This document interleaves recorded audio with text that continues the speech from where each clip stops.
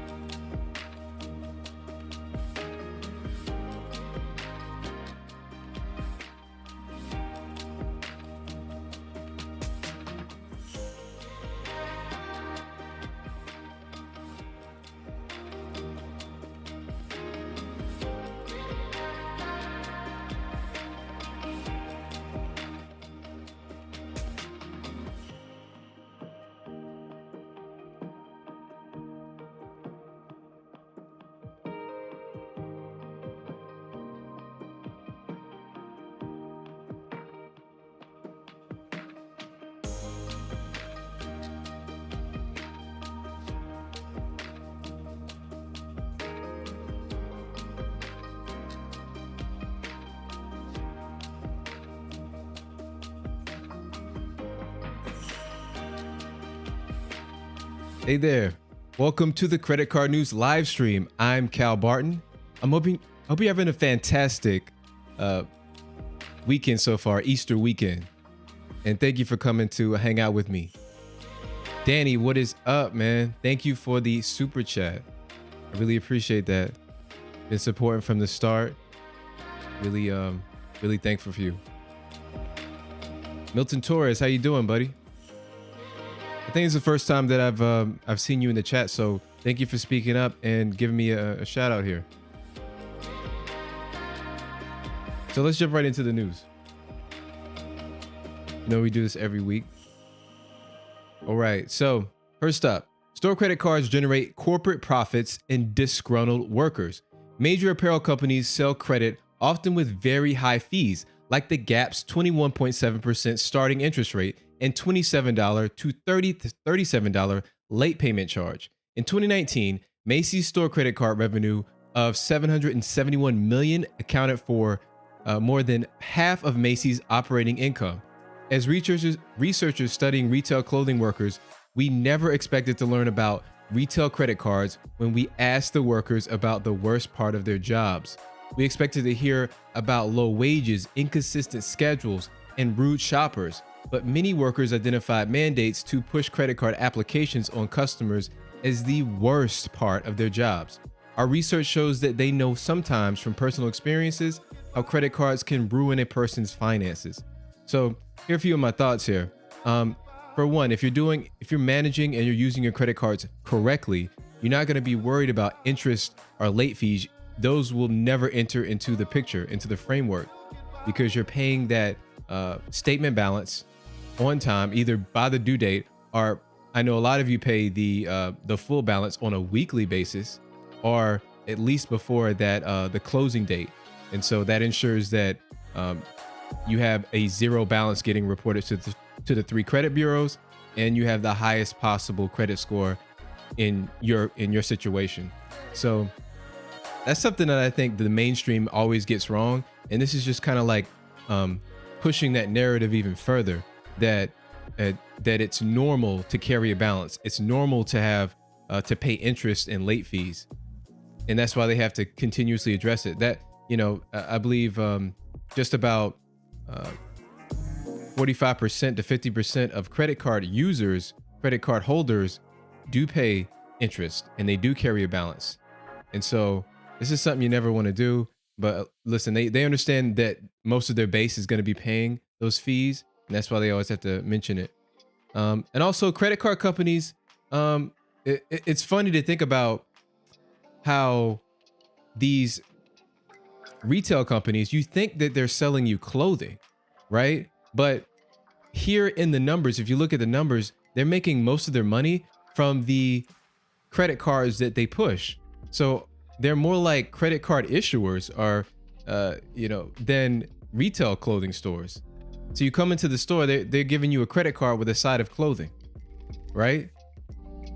So it's funny to see how the inner workings of some of these businesses run, to see that what their front business basically is something, you know, they outwardly advertise clothing. You're getting a piece of clothing when you go into the store, but what they really care about is that revenue from the credit cards that they have. So really the clothing is a vehicle for the credit cards. It's really amazing. And so I think this is where a lot of these store cards get a bad rap. And I just want to say that, listen, a store card doesn't always have to be a bad situation for you. I know it gets a lot of negative publicity, but I love my Amazon store card. You know, a year or two ago, it was my most profitable card because you're getting 5% flat on, cash back on every purchase. And the same goes for the Chase version of that Amazon store card. And so, if you're shopping, if you're doing most of your shopping with a specific store card, then it works great for you. In your situation, it's gonna really be valuable to you. So it's not 100% that these store cards are a bad deal for consumers. All right, let's get to the next story here. So we got Visa changes rules for gas stations to avoid $125 pump limit. So I didn't even know about this, guys. Visa and MasterCard are planning a raft of changes to rules for gas stations to allow larger transactions after a surge in fuel prices across the United States. And it made it hard for some drivers to fill up using credit cards. Many gas stations have a $125 limit for Visa transactions at the pump because larger transactions trigger higher fees for certain cards, as well as additional liability in the event of fraud.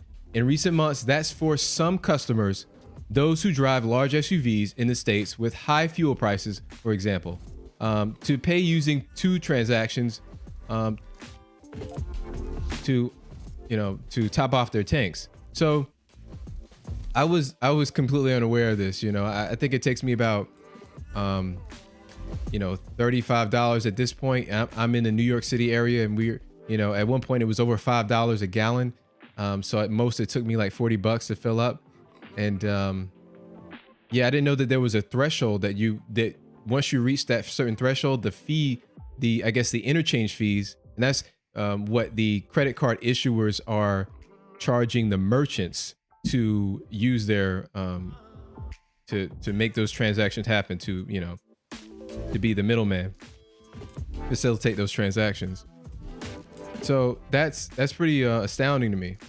But the idea that you have to go to the pump and you'd have to insert your credit card, do one transaction, get to the limit, and then insert your card again, that's a huge hassle. This is a big pain point for me. Half the time when I go to the gas station, the credit card reader is not even working. And here in the New York area, and I know in the California area, Danny, you're very familiar with this, they charge less when you use debit cards. So, I know you can use gift cards. I have to, look in to see where the best gift card opportunities are for me. But if you're going to go to the, I'm being forced to use debit cards. And so they put like a $90 or $120 additional charge to, they hold that amount on my checking account. And I wish that didn't happen. So this is a big mess all around with these gas pumps. So next story, 1 in 3 adults hit by gift card payment scams. So more than a third of US adults have been asked by a scammer to pay a fake financial debt with a gift card, a new AARP survey finds. About a quarter of those targeted about gift cards and shared the numbers with the crooks, losing an average of $200. The sweepstakes scenario was the most common tactic in gift card payment scams, reported by 15% of survey respondents. Next most popular was being asked to pay in advance for a service or product. That was 12%. Help out a friend or colleague in need. That was another 12%. Or pay someone's phone bill or utility bill. That's another 10%. No matter what the pitch, anyone asking you to pay them with a gift card is a scammer, according to the Federal Trade Commission. So, I'm learning as I go with these things. Scammers favor gift cards because they are easy for people to find and buy, and they have fewer protections for buyers compared to some other payment options. Scammers can get quick cash, and the transaction is largely irreversible, and they can remain anonymous. So those are some big, highlights for a scammer, and I can see why they want you to pay with gift cards. But that looks like it's affecting mostly, the boomers and up. What is that? What's that generation of that's after, that's older than baby boomers, whatever that generation is. Somebody can help me in the chat with that.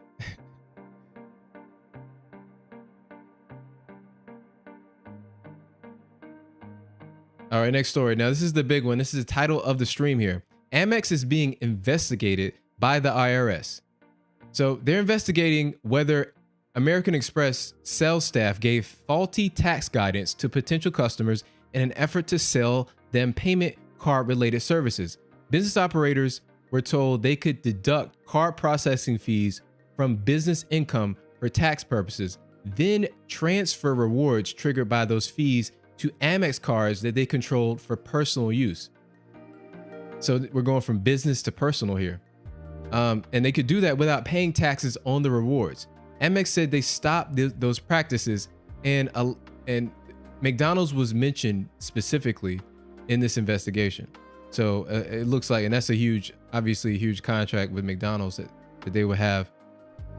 So rewards don't count as personal income typically, but they may count for personal income, or they may count as income for businesses. So it's not so clear from what I understand. Oh, I see you, Leon. You said the silent generation. Yes, the silent generation. That's funny. We had to discuss that at some point. Thank you for that. So another interesting piece of information here is that whistleblowers get a cut of tax revenue. So whenever you say, hey, I got somebody who's, doing some sort of illicit activity and they owe taxes, then you actually get a percentage. So they incentivize you to turn somebody in, right? To get that tax revenue. So it's really interesting stuff. I wonder how profitable that industry is.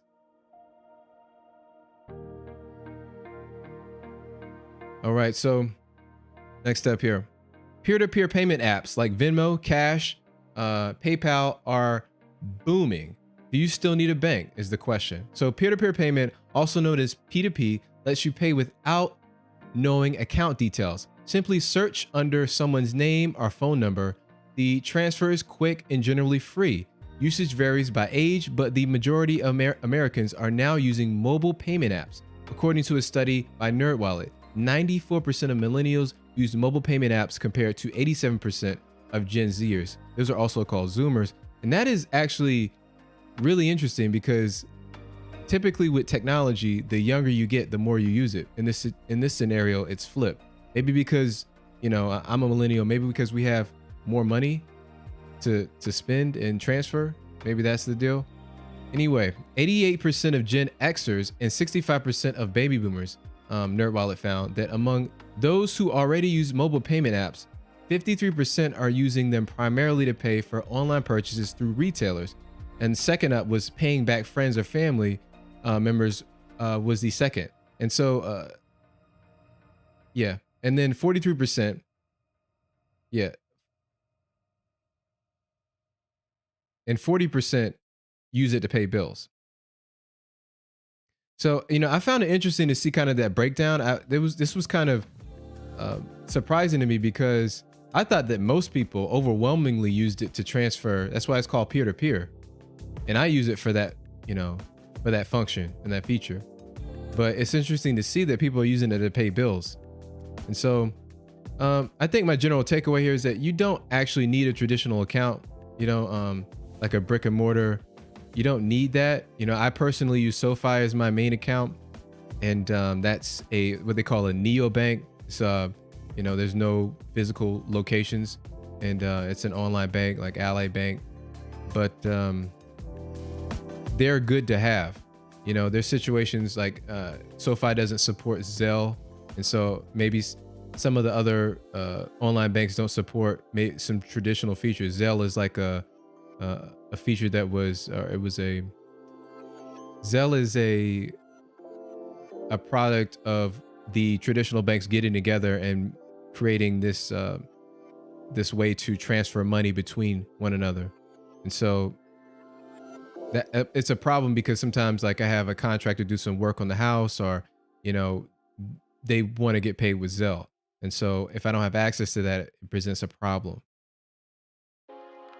Traditional banks are also really good for if you're doing all cash sales of cars. If you need to buy, make a big purchase in cash, you can go right to the bank, get that cash out, a few thousand. Or if you need to deposit some cash, there's no fee and there's no trouble. Just go there during regular banking hours and you can put that cash right in the bank. And you can't really do that with an online bank. So it just depends on your setup, on your lifestyle. Next up, we have Coinbase eliminates transaction fees for its crypto debit card. Coinbase has announced that it has removed transaction fees for Coinbase card to allow customers to more easily spend their cryptocurrencies. The popular cryptocurrency exchange is reimagining the crypto spending and earning experience by removing transaction fees and giving users more opportunities to earn rewards. While Coinbase customers often spend USDC and other stablecoins, crypto spending fees on other assets are viewed as a barrier when it comes to using crypto for everyday purposes. So listen, this is a great step in a good direction here.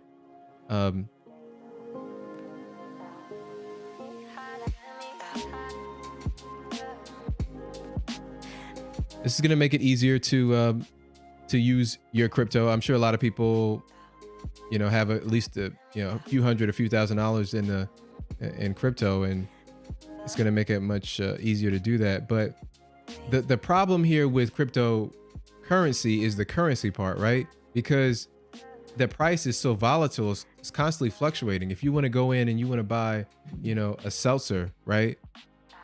This seltzer could be 50 cents in, fiat US dollars, but, and tomorrow it'll be the same 50 cents. But if you're using Bitcoin, that can fluctuate up and down by 10 to 20% each day, or if you're using Ethereum. So one of the major problems I have with crypto is the currency part, because you got to be able to trust that from day to day, week to week, month to month, you'll be able to get some sort of equivalent value in trade.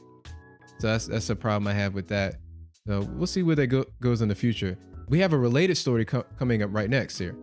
So Nexo, which is a UK-based company, they have a different approach here. Nexo and MasterCard launched world first crypto-backed payment card. Crypto lender Nexo said it has teamed up with global payments company MasterCard to launch what is called their crypto-backed card. It signals the latest move by crypto and incumbent financial networks to join forces as digital assets become more mainstream. Nexo said the card, available in selected European countries, initially allows users to spend without having to sell their digital assets, such as Bitcoin, which are used as collateral to back the credit card. So the key here is the collateral portion, right? The card is linked to a Nexo provided crypto-backed credit line and can be used at 92 million merchants worldwide, wherever MasterCard is accepted, allowing investors to spend up to 90% of the fiat value of their crypto assets. So this essentially does the same thing as the previous story, as the Coinbase, as Coinbase does, but it's technically different. And I'm not sure exactly how this is going to affect what's happening. What are the ramifications of having this technical difference here? Coinbase lets you spend your actual crypto. So you're actually moving your owned cryptocurrency around when you make payments. But Nexo is choosing a different route. It lets you spend a line of credit that they give you. So you're spending, I guess, the local currency is what you're transacting with. But that line of credit it represents the value of your crypto. So that's a subtle difference there.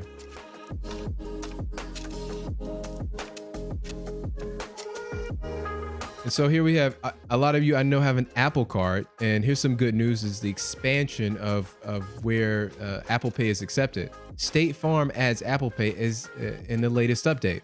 So you can use the Apple Card and earn 2% daily cash back with State Farm.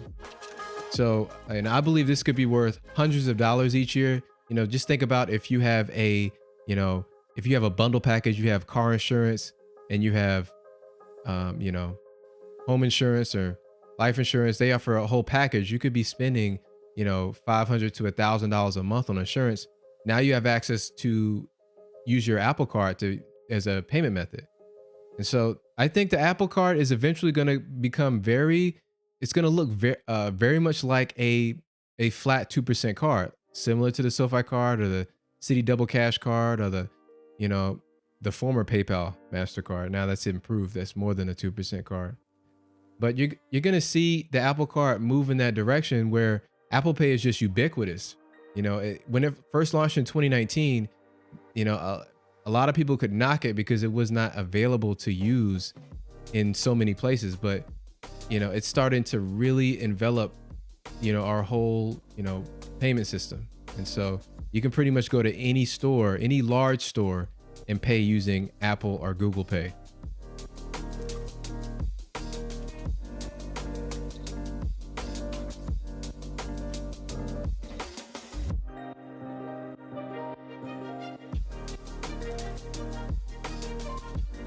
So you guys, anybody have any breakthroughs this week? Did you have any credit limit increases, or did you get approved for any new cards? I want to know about that. Let me know.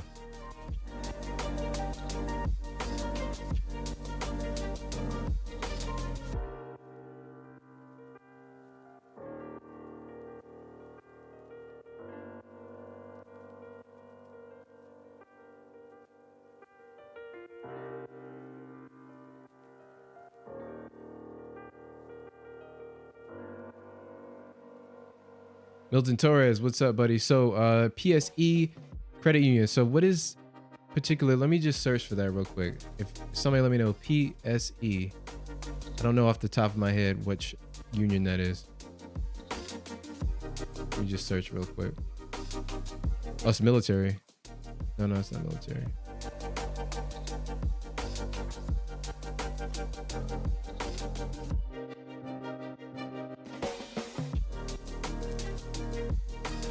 Oh, personal line of credit. Okay.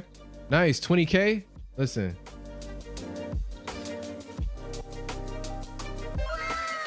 Good job. Good job. 20K. I wonder, what are you going to do with that? Do you have any like any goals with that currently, or you just want to, is that just for a rainy day?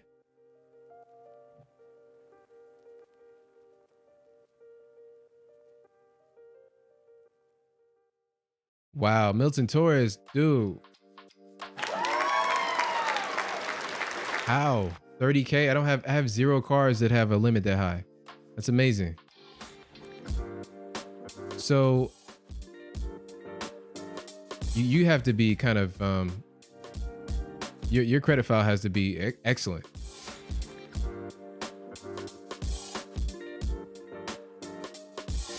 Danny, you closed your Venmo Visa. Okay, I understand why you did that.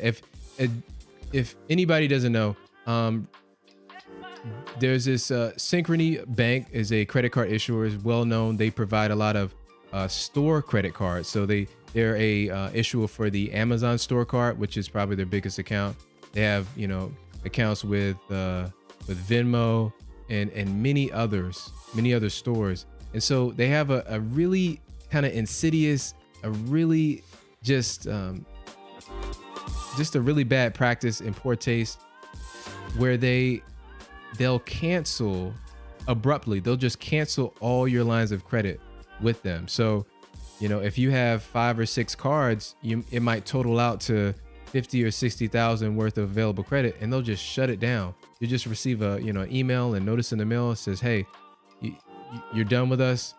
Your accounts are closed down. There's no recourse. There's nothing that you can do about it. So, Danny, I completely understand that you want to just cut ties completely, because who knows, the Venmo card could have been closed down next month. I understand that. I personally use my Venmo credit card for travel. That's kind of the lane that's the spot that I put it in. So I'm going to be using that 3% cash back for travel. And if you don't know, the Venmo credit card gives you 3% cash back in your top spend category, 2% cash back in your next top spend, and then 1% back everywhere else. And that's unlimited. Yeah.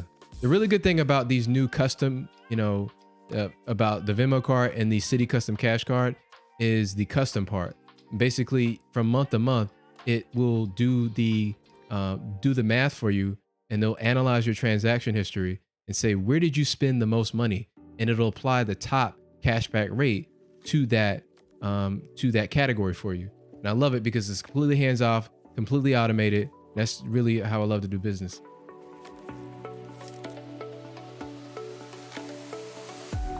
Nino, what's up? What is up, buddy? Welcome to the stream.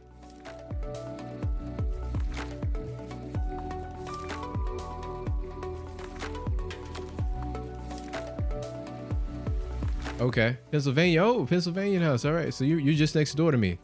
Pennsylvania State Employee Credit Union. Nice. I'm in New York.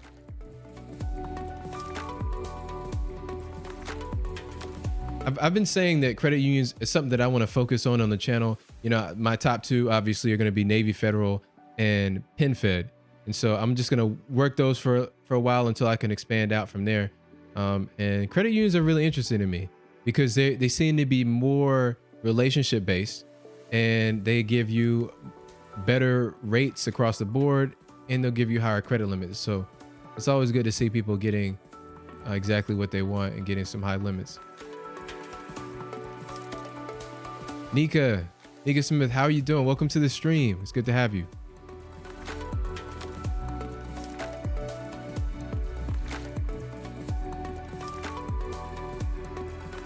Shaquille, you just got approved for the PSU.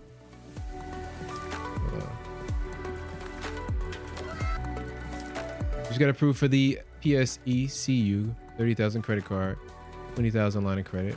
All right. Good job on that. Good job. Look, a $30,000 line of credit is a lot of people's, total available credit limit across all of their cards. I believe I saw that I think the stat is like slightly under $30,000. So if you can get one card, one account, at 30K, you're doing a great job.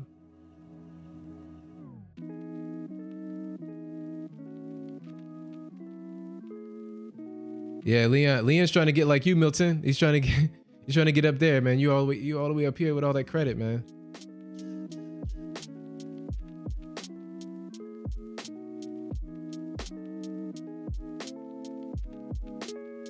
Yeah, Nino's saying you finally got your Apple Card has finally closed with all 3 credit bureau reports, and his FICO score dropped 1 point. And so this is a really good point Nino's making here, is that if you want to close a credit card, just go ahead and close it.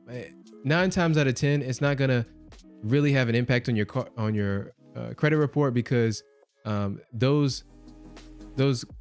history of that credit card stays on your report for 10 years if you close it in good standing, and 7 years if it's closed in bad standing.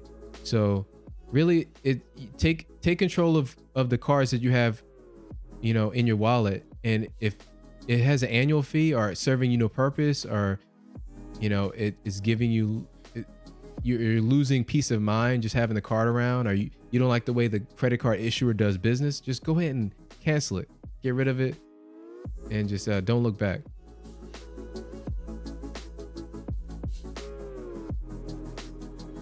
Oh, that's a big time. Oh, the Amex Gold, but Danny got the Amex Gold, dude. That's like is that $100 annual fee? I always go to the annual fee first. Yeah, I got to tell you something about me. I'm a no annual fee guy. I know that rubs some people the wrong way. I still haven't. I'm trying to see the other side. I'm trying to understand. This is a very personal decision. It's really going to be custom to you. Can you get value from that credit card? And I still haven't found a card that charges an annual fee that would provide enough value to me to negate that fee that it's charging. And so I love to be able to use my credit card and say, I'm done with it. Maybe they made a change to it, they nerfed it, or they improved it. I picked up a one that I had sock drawered. I want to be able to interchange them and use them however I want to, without sweating bullets, worrying about getting charged an annual fee, trying to finagle a way out of that annual fee. So I'm really down on those. But I know the Amex Gold is seen within the community as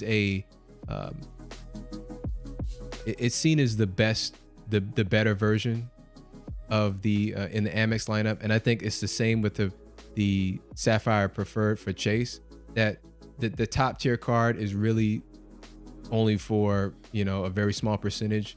Most people should go for that mid tier travel card.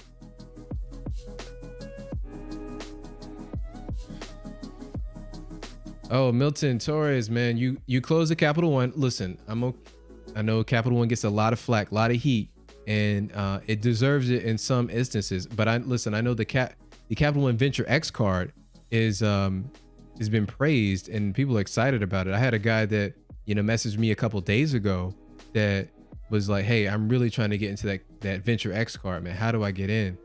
And it has, I think it's seems to be more competitive on the annual fee side. I know they don't have travel partners, and that's what a lot of people kind of get down on them for.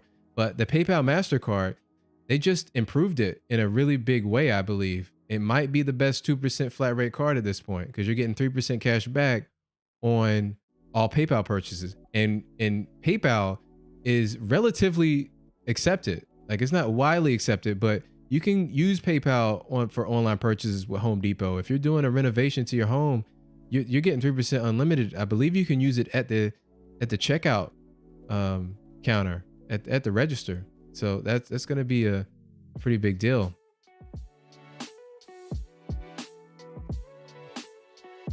All right, Milton, you got the platinum with 100K bonus points.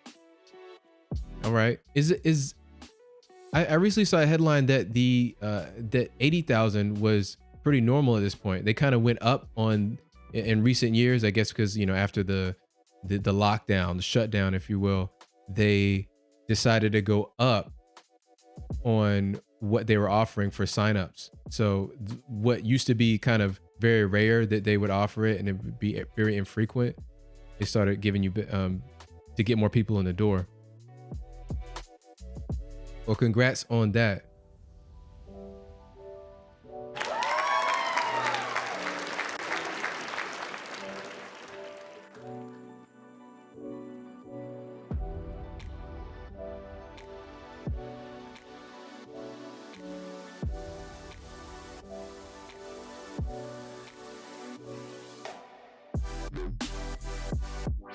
Milton, you're saying they bucketed me since I had the secured platinum. They won't approve me for anything. On PayPal, they gave me a $300 credit limit. I couldn't use that amount, man. Yeah, I got it. Listen, $300 is low. SR, you have to continuously cycle your card throughout the month, and that means that you're, using either all the limit or most of the limit, and then you immediately make a payment. Another thing you can do in those situations is that you can prepay.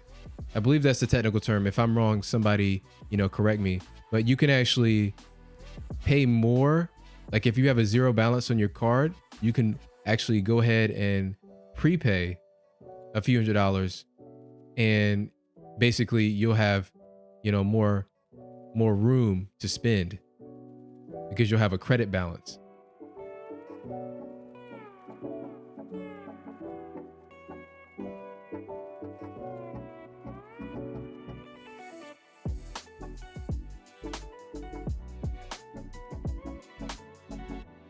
So next week's video is going to be on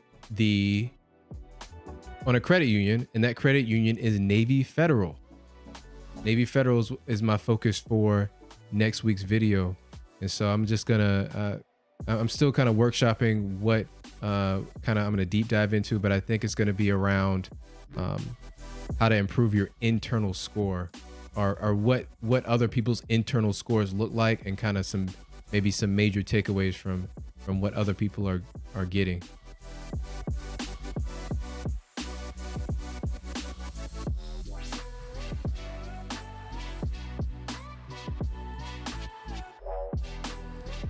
Navy Fed, yeah, Milton, you say Navy Fed is the bomb. Listen, I hear that so much. A lot of people are excited about Navy Fed.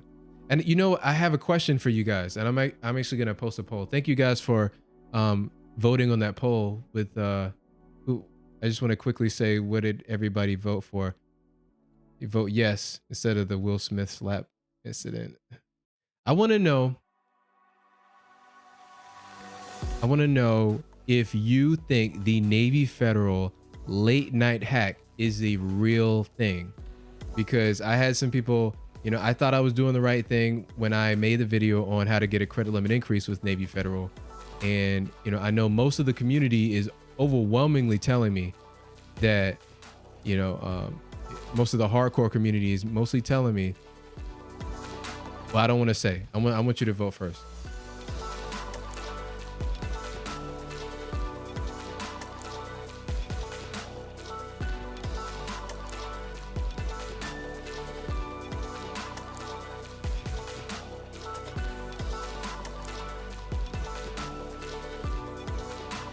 Let me know. I just want to vote, and maybe I'll put this to bed. Maybe I'll rest it. But I just want to know, what do you guys think? Is this legit? Can you, when the Navy Federal employees, when they close up shop, when they say, oh, we're done for the day, they clock out, they close the door, lock the door, they go home, get in their bed, and they just leave the system running on autopilot, and they leave it running in a state that it just approves everything. Everybody gets approved. You get 20K, you get 20K. Is that taking place? Is that what's going on here with the late night hack? Because if that is the case, then I need to find a way into Navy Federal so I can go ahead and get that max limit across the board.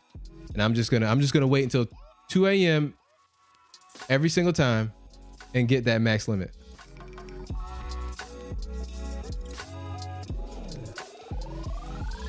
All right, some people are saying yes here. Some people are saying yes here.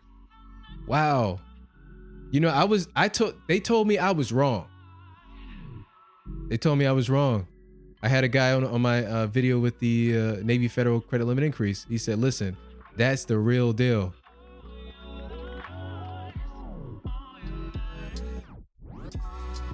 Listen, I instantly get skeptical whenever the word hack, and I know I used it in a recent video, but you have life hacks and things that we kind of understand what hacks are. They're just kind of a neat way to kind of circumvent, and it's a neat little trick you can do to yield good results.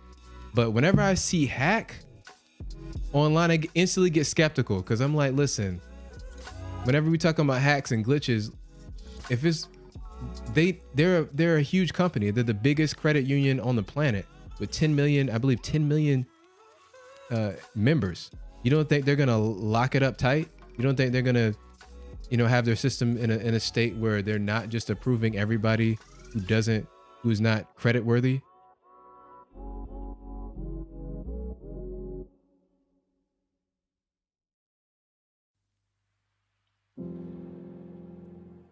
All right, most people are saying no. I'm with the majority here, but a significant portion are saying yes, as you can see.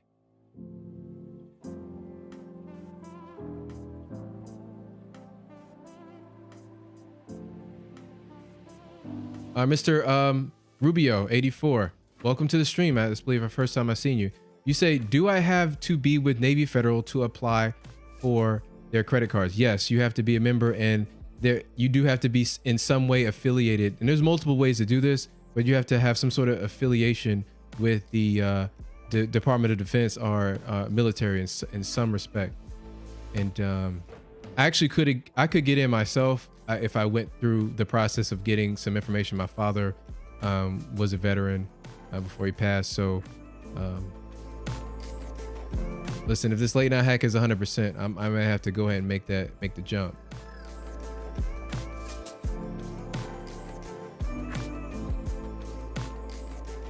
Nino, you're saying the late night hack worked for you,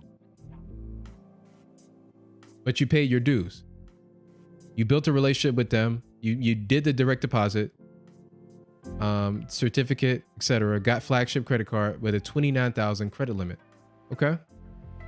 Yeah, that's the biggest thing, the relationship. That's what everybody's saying, is that you have to put your time in, actually, use the account, deposit hundreds and thousands of dollars, get your paycheck deposited there, put some spin on the credit card, really just, use all the features that they have to offer, and they're going to reward you handsomely.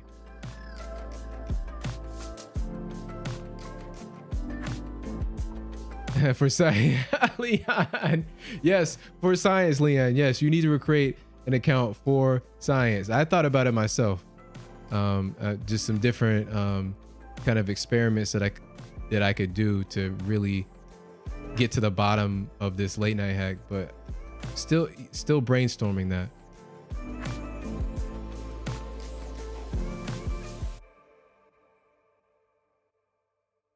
Yep.